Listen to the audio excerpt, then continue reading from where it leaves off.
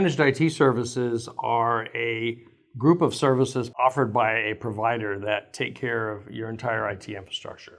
So as it says, managed IT service, we manage your infrastructure from end to end. It includes cybersecurity elements, managing emails, managing servers, on-site engineers, help desk, virtual CIO, client services, helping you with cybersecurity audits, helping you manage your entire IT. Actually, we're managing it for you. So you would be outsourcing the IT piece to us, and then you can go about doing your business and not have to worry about the IT. We take care of that for you.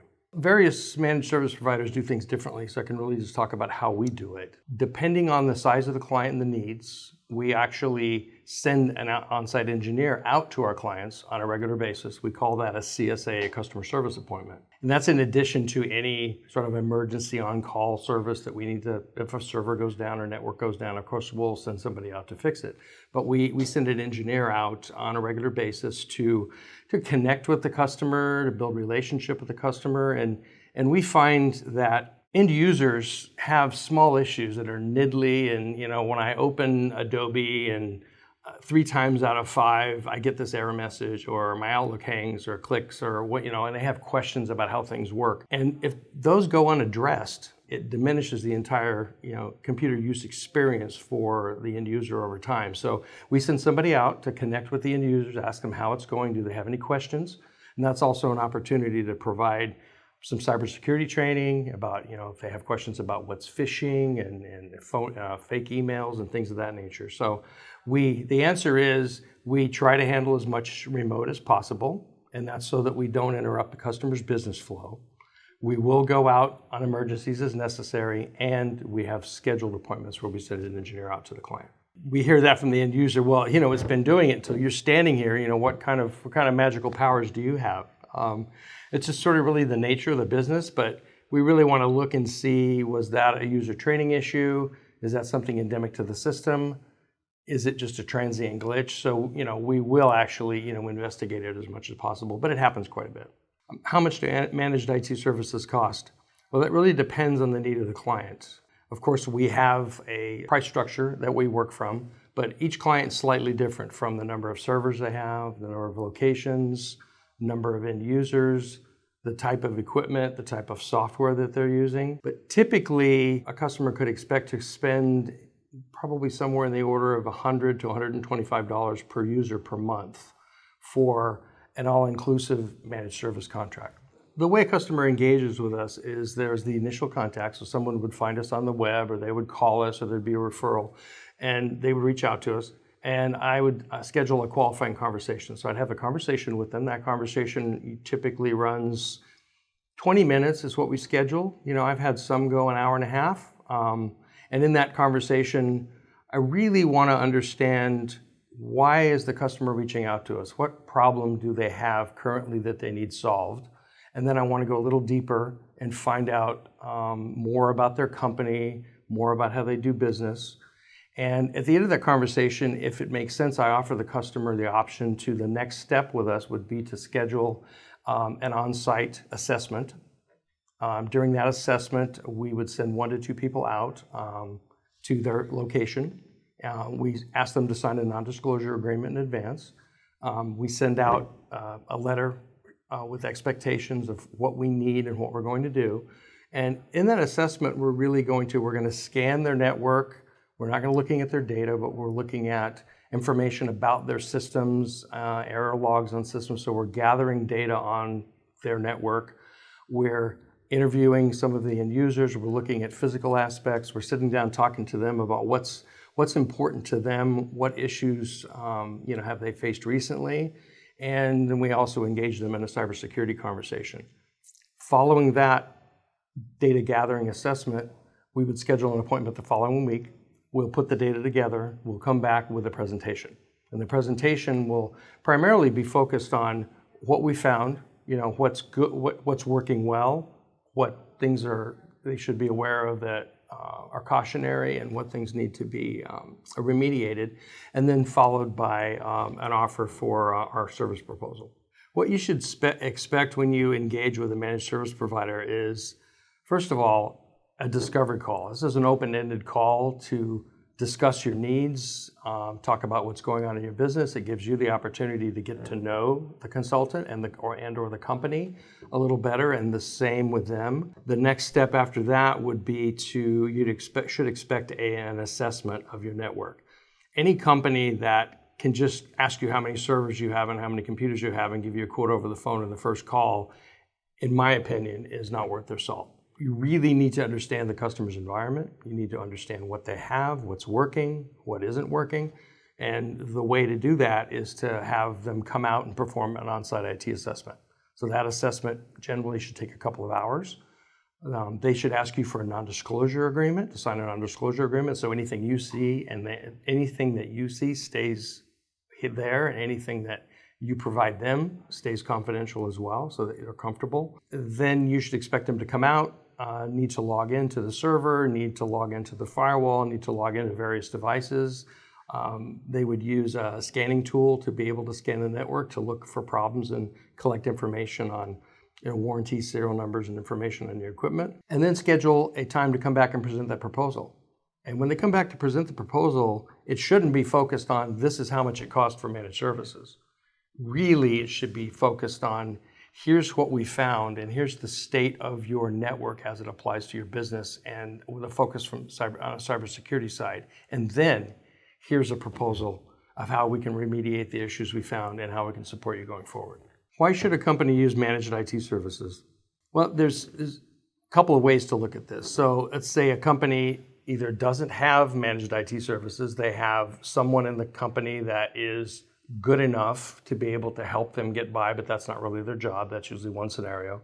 Another scenario is they have an existing IT consultant, and generally that relationship is on what we refer to as a break fix. It's as simple as, hey, something breaks or doesn't work, you call your IT consultant, he comes out and fixes it.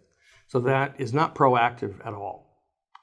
It's absolutely necessary for the network to be maintained in a proactive fashion, that updates be applied, that the security is being watched, that there are monitoring and management tools on the network that are looking for things that could potentially go wrong, predictive failures. And you generally don't get that with that type of break-fix relationship. And the third scenario is that you have someone internal. And many companies have an internal IT person. They've had them for a long time. They feel like part of the family, part of the company. But at some point, the company will probably find themselves in a position where that person just doesn't have what it takes to take them to the next level, and or there's a break of trust. Many, many times the person's been there for a very long time, and then something happens, like they should have been watching the security, or the expectation is they should have been doing this, and they weren't. So then becomes a break of trust at that point. And at that point, the move to managed services is what we would recommend. So you can have somebody come in and actually manage the IT, look at the IT and manage it from a holistic approach. So when you hire someone, they come to you with what they know, they learn what you have, and the education stops. We as a team are working with multiple companies in multiple industries and attending conferences and training, so we have a very broad scope of experience. So when you're working with a managed IT service company, you're not relying on the knowledge that one person has internally in your company. You're actually hiring a team of experts. We serve clients from about 10 at the lower end to about 150 at the higher end, and I would say our average client has about between 40 and 50 end users. And generally, one or two locations. There's generally some additional complexity there where they have remote users or they have another office in another state or another city, but generally around 40 or 50 users. And at 40, 50 users, a company's at a place where it really doesn't make sense economically for them to hire an internal IT person. So it makes much more sense, it's much more cost effective to hire a managed service provider. There's some significant risk involved in working with an in-house person who doesn't have a background in cybersecurity, or even with a break-fix type person. In today's business environment and cybersecurity environment, small businesses are an absolute target. A few years ago, you heard about hacks at Target and Home Depot and Kmart and places like that. But hackers are not after those companies anymore. They're after small businesses. And the reason they're after small businesses is because small businesses are an easier target because they don't have cybersecurity controls in place like the larger companies do. And their employees aren't as well trained. So if you're working with somebody who's not addressing the cybersecurity, you open yourself up to issues like wire fraud, email phishing, where someone is phishing to get your credentials on email. Then they get into your email, and then they're able to change bank account numbers for wire transfers. That's one of the most common ones that I see. And your insurance company and your bank will not back you if that happens.